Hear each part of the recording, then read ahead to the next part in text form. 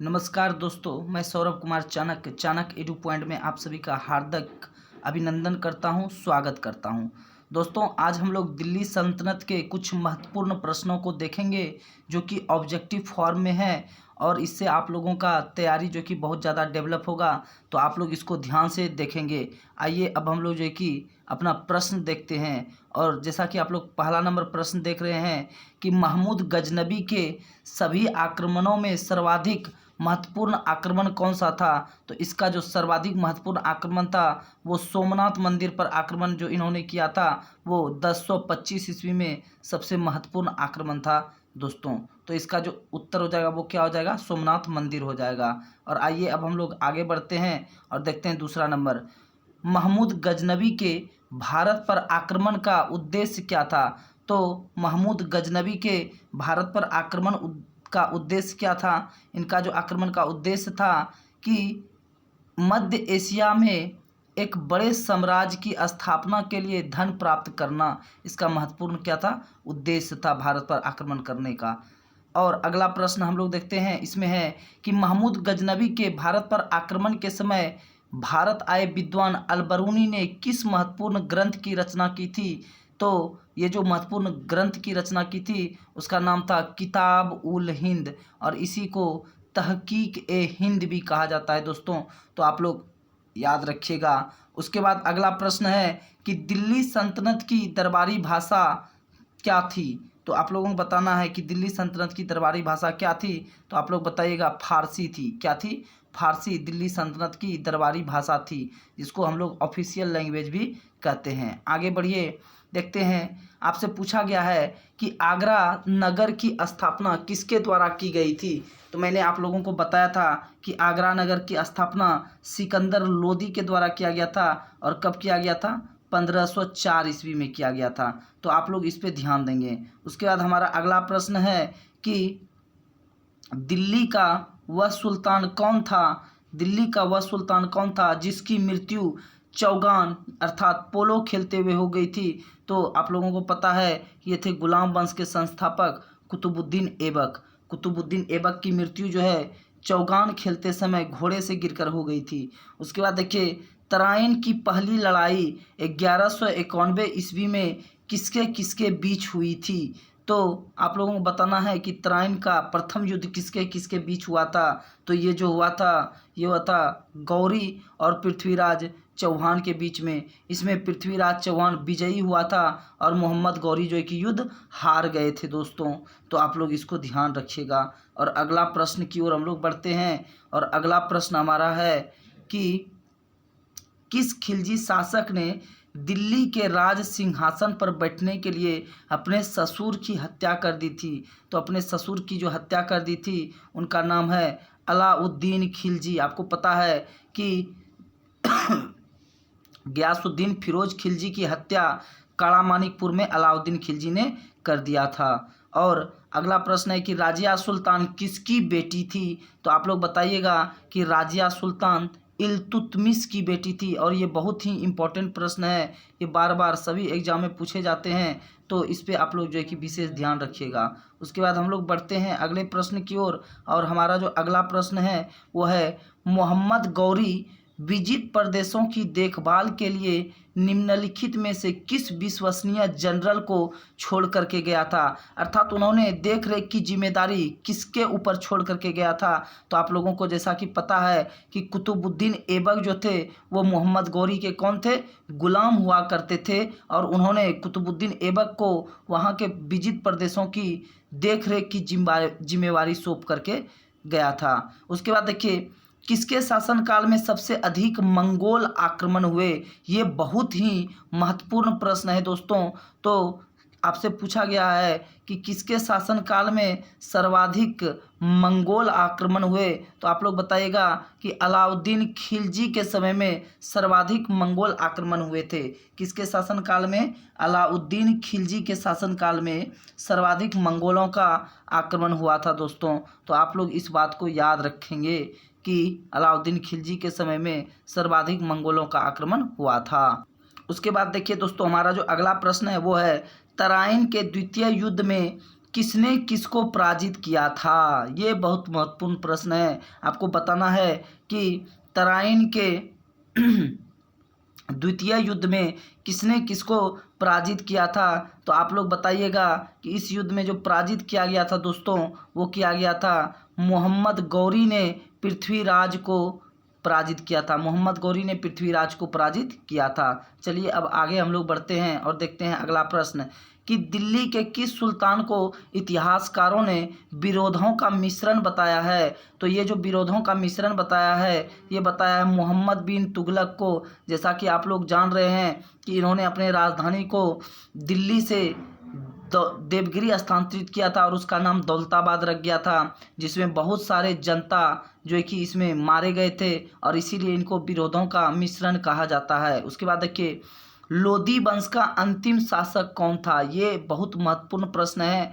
ले आप लोगों को बताना है कि लोधी वंश का अंतिम शासक कौन था? तो आप लोग कहिएगा इब्राहिम लोधी। आपको पता होगा कि पानीपत के प्रथम युद्ध में जो कि 1526 ईस्वी में हुआ था, इस युद्ध में बाबर से इब्राहिम लोधी हार गया था और इसी युद्ध में वो मारा भी गया था और इसी वजह से जो है कि ये लोधी वंश के अंतिम शासक थे इब्राहिम लोधी। आगे देखिए, इनाम भूमि किसे दिया जाता था? इनाम भूमि किसे दिया जाता था? तो आप लोगों को बताना है कि इनाम भूमि किसे दिया जाता था? तो ये जो दिया जाता था विद्वान और धार्मिक व्यक्ति को दिया जाता था दोस्तों। अगला देखिए, हमारा जो प्रश्न है वो है कि उत्तर भारत की प्रथम महिला मुस्लिम शासिका कौन थी? तब आप लोगों को जैसा कि पता है कि राजिया सुल्तान जो है भारत की प्रथम महिला मुस्लिम शासिका थी। आगे बढ़िए और देखते हैं हमारा जो अगला प्रश्न है कि दिल्ली सल्तनत के प्रथम सुल्तान कौन थे जिन्होंने दक्षिण भारत को पराजित करने का प्रयास किया था? तो मैंने आप लोगों को बताया था कि अलाउद्दीन खिलजी ने अपने सेनापति मलिक काफूर को दक्षिण भारत की विजय के लिए भेजा था, जो एक हिजड़ा था दोस्तों। आगे बढ़िए, उसके बाद अगला प्रश्न है आपका कि इब्न बतूता कहाँ से आया था? तो आपको पता है कि इब्न बतूता मोरक्को से आया था और इनके द्वारा जो लिखा गया पुस्तक है उस पुस्तक का नाम है दोस्तों रेहला। ये बहुत बार एग्जाम में पूछा जाता है कि रेहला पुस्तक के लेखक कौन है? तो आप लोग बताइएगा, इसके लेखक हैं इब्न बतूता। Ibn Battuta. उसके बाद देखिए, भारत पर प्रथम तुर्क आक्रमण करने वाला कौन था? तो भारत पर जो प्रथम तुर्क आक्रमण करने वाला था दोस्तों, वो था महमूद गजनबी। कौन था? महमूद गजनबी था भारत पर प्रथम तुर्क आक्रमण करने वाला। आप लोग बताइएगा, महमूद गजनबी। और देखिए उसके बाद कौन सा शासक अपने को बुत सीकन मूर्ति भंजक कहता था? तो ये बुत सीकन मूर्ति भंजक जो कहता था ये महमूद गजनबी कहता था। महमूद गजनबी अपने आप को क्या कहता था?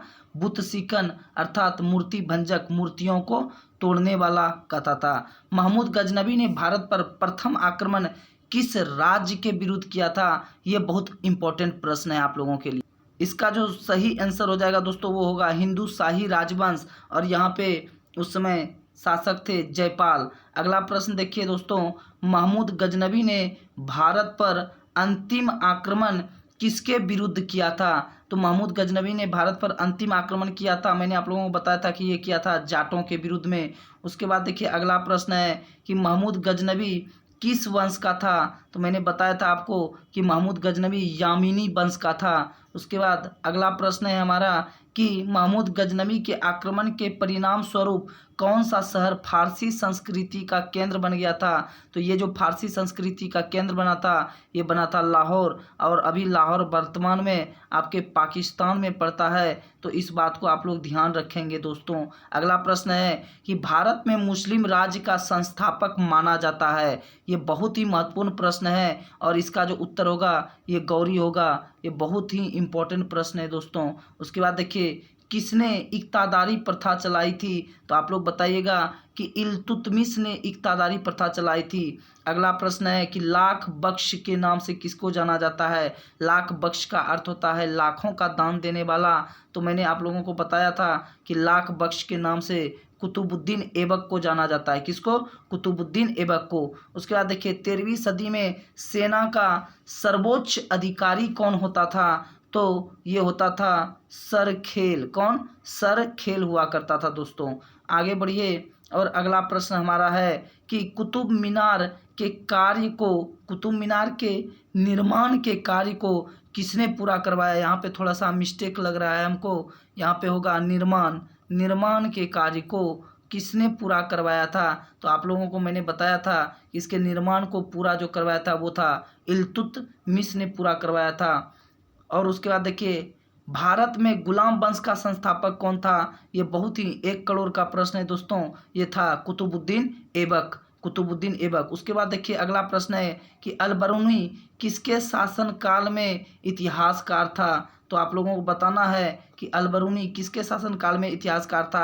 मैंने आप लोगों को बताया था कि ये महमूद गजनबी के साथ में भारत आया था, तो इसका सही आंसर हो जाएगा महमूद गजनबी। उसके बाद देखिए अगला प्रश्न है कि दक्षिण अफ्रीकी यात्री इब्न बतूता किसके शासनकाल में भारत आया था? तो आप लोग बताइएगा कि आया था मोहम्मद बिन तुगलक के शासनकाल में। किसके शासनकाल में? मोहम्मद बिन तुगलक के शासनकाल में भारत आया था। MBT, मोहम्मद बिन तुगलक के शासनकाल में भारत आया था। अगला प्रश्न देखिए हमारा है कि महमूद गजनबी ने भारत पर कितने बार आक्रमण किया था? ये प्रश्न भी बहुत बार पूछा जाता है। तो इन्होंने 17 बार आक्रमण किया था दोस्तों, और ये प्रश्न आपके लिए बहुत ही इम्पोर्टेंट है। उसके बाद देखिए अगला 33 नंबर प्रश्न है हमारा कि किसने अपने आप को खलीफा घोषित कर लिया था? मैंने आपको बताया था ये जो थे मुबारक खिलजी, ये जो है मुबारक खिलजी जो अलाउद्दीन खिलजी के बेटे थे, इन्होंने अपने आप को खलीफा घोषित कर लिया था। ये दरबारियों के बीच में स्त्रियों का वस्त्र पहन करके दौड़ा करता था दोस्तों।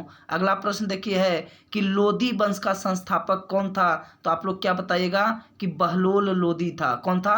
बहलोल लोदी, लोदी वंश का संस्थापक था। और आज का अंतिम प्रश्न है दोस्तों कि भारतीय इतिहास में बाजार नियमों अर्थात मूल नियंत्रण पद्धति की शुरुआत किसने की थी? तो ये जो की थी अलाउद्दीन खिलजी ने की थी। साथ ही साथ आप लोगों को बता दें दोस्तों कि घोड़ा दागने की प्रथा तथा सैनिकों की हुलिया लिखने की प्रथा की शुरुआत जो की थी वो की थी अलाउद्दीन खिलजी ने। साथ ही साथ आपको बता दें कि सबसे ज़्यादा जो अस्थाई सेना थी दोस्तों, सबसे ज़्यादा अस्थाई सेना अलाउद्दीन खिलजी के पास ही था, और इन्होंने सेना को नगद वेतन देने की भी व्यवस्था की थी। तो मुझे उम्मीद है कि ये प्रश्न आप जो देख रहे हैं 35, ये बहुत ही इम्पोर्टेंट प्रश्न है और आप लोग इसको अच्छे से करेंगे। साथ ही साथ इसका PDF मैं आपको आपके व्हाट्सएप ग्रुप पे डाल दूंगा, तो आप लोग जो है कि इसको रिवीजन करते रहिएगा, और साथ ही साथ आप लोग इसको शेयर कीजिएगा, लाइक कीजिएगा और कमेंट कीजिएगा। धन्यवाद। शुभ रात्रि।